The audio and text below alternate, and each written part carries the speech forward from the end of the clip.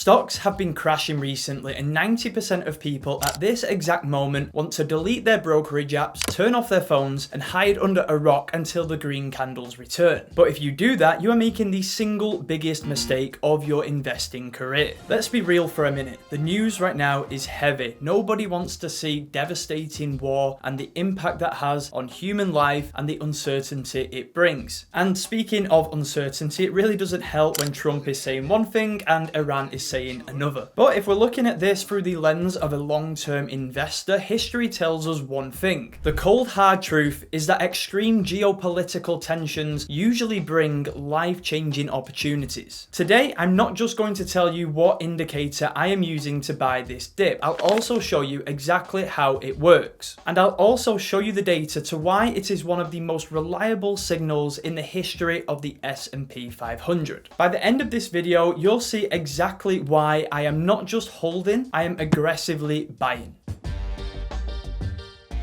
The indicator I'm watching like a hawk right now is the volatility index, otherwise known as the VIX. You may hear people refer to this as the fear gauge, but what does this actually mean? Think of the VIX as the stock market's insurance premium. Imagine you're at home and you hear that there is a massive storm coming. What does everybody do at this point? They rush out to get insurance. So naturally, what happens to the price of that insurance? Well, it skyrockets. In the stock market, insurance comes in the form of options. When the big institutional investors, the guys managing billions and billions of dollars, get scared that the market is going to tank, they go out to buy put options to protect their portfolios. And the VIX tracks the price of those options. Simply put, when the VIX is under 20, the sun is shining, everyone is relaxed, and stocks are usually at or near an all-time high. However, when the VIX is ranging between 20 and 30, there's a storm warning and people start to get nervous. And when the VIX reaches 30 plus, this is the panic zone. This is when the insurance prices are through the roof because everybody is hitting the sell button at the same time. So why am I obsessed with the VIX hitting 30? It's because of a concept called mean reversion. Fear is an exhausting emotion. Humans cannot stay in a state of panic for a long period of time. Statistically, when the VIX crosses the 30 mark, it is 2 deviations away from its average. What does this mean for you and me? Well, basically, it means that sellers are getting exhausted. Everybody who was going to panic sell has already sold, and there's just no one left to push the price down lower. This is the moment where smart money steps in because you don't want to be buying when the VIX is at 12. You see them spikes to 30 plus, and that's the signal. And like we mentioned in last week's video, buy fear, sell greed. Now we get to my favorite part of the video because it's time to look at the receipts. Feeling like it's a good time to buy isn't really much of a strategy, whereas data is a very solid strategy. Let's take a look at what has happened to the market every time the VIX has spiked to 30 plus over the last 5 years. In March of 2020, when the COVID pandemic broke out, we seen the VIX peak at 82. And just 1 year later, we seen the S&P returns at plus 56%. And then in 2022, we seen the VIX get to 36 because of inflation and the breakout of war in Ukraine. 12 months later for the S&P 500, plus 15%. In 2024, the VIX had spiked again, this time to 65. And the 1 year return this time was 23.7%. Some of you will remember that the VIX spiked again just last year in April because of Trump's tariff drama. Now, it hasn't been a full 12 months since, but it's only 2 weeks away, and as it stands at the time of recording, the returns are at plus 31% since this event. And because of the conflict in the Middle East, we over the last few days have seen the VIX spike to around 32 to 35 so far. And of course, with Trump in charge, it's very hard to tell what comes next. But it could very easily be some more big buy opportunities. And these are just the examples over the last 5 years because the stock market is forever changing, and that's what feels most relevant right now. But if you do want to look even further back, yes, of course, there are some outliers, but the results are very similar. Now, as we just touched on, the current spike to 30 plus is driven by the conflict in the Middle East. Simply put, war creates uncertainty, and the markets really don't like uncertainty. We're seeing oil prices fluctuate like crazy, and it really is no surprise. And when there is so much much drama going on, the long-term investors can easily get caught up on stuff that isn't important to their portfolios. The reality here is that the big Mag 7 companies, the likes of Apple and Google and Amazon, are not selling off because the companies are failing. It's because people are in fear. You are getting a war discount on high quality assets. But can they go lower? The answer is yes, absolutely they can. But does it matter as a long-term investor when you are looking out at 5-10 year time horizons? A 10 or 12% discount really doesn't matter as long as you bought when the fear gauge was high. So here is how I am using the VIX to buy aggressively without being reckless, and I call this the rule of 3. Rule 1 is don't stop your DCA or dollar cost averaging. Your regular monthly investments should just keep going because this is your foundation and there is no need to change it. Rule 2 is to stagger any dry powder. If you do happen to have some extra cash, don't just throw it all into the market at once. As an example, you could deploy 1/3 as the VIX approaches the 30 mark. If it creeps up to 35-40, you could deploy another third. And then you hold the final third in case of a black swan event. Black swan events are not always foreseeable, but you never know with someone like Trump in charge. And the third and final rule is to not overcomplicate your buys. Just because there is a war going on doesn't mean you need to find a niche war stock. Just carry on buying into the stocks that you are already buying into at a discount. And just remember that it is only a matter of time before these blue chips, these Mag 7 projects reach new all-time highs again. Ultimately, the bottom line is this. The VIX is screaming out that the market is in fear. Historically, this is the loudest buy signal that we are going to get as retail investors. Don't let the headlines scare you out of one of the best opportunities to buy stocks. So if you did find this content helpful, if it was enjoyable to watch, please don't forget to drop a like down below and subscribe for more content. And if you're watching from the UK, you're definitely going to want to subscribe because next week we are going to talk about the last opportunity you have of this financial year to take advantage of tax-free investing. If you're buying right now, you do not want to give those gains to HMRC. So we are going to talk all about how to avoid that. And I just realized that sounds really illegal, but I promise you it's not. Also, don't forget to drop a comment and let me know if you are buying stocks right now or if you are waiting for another big event. Thanks for watching and I'll see you in the next one.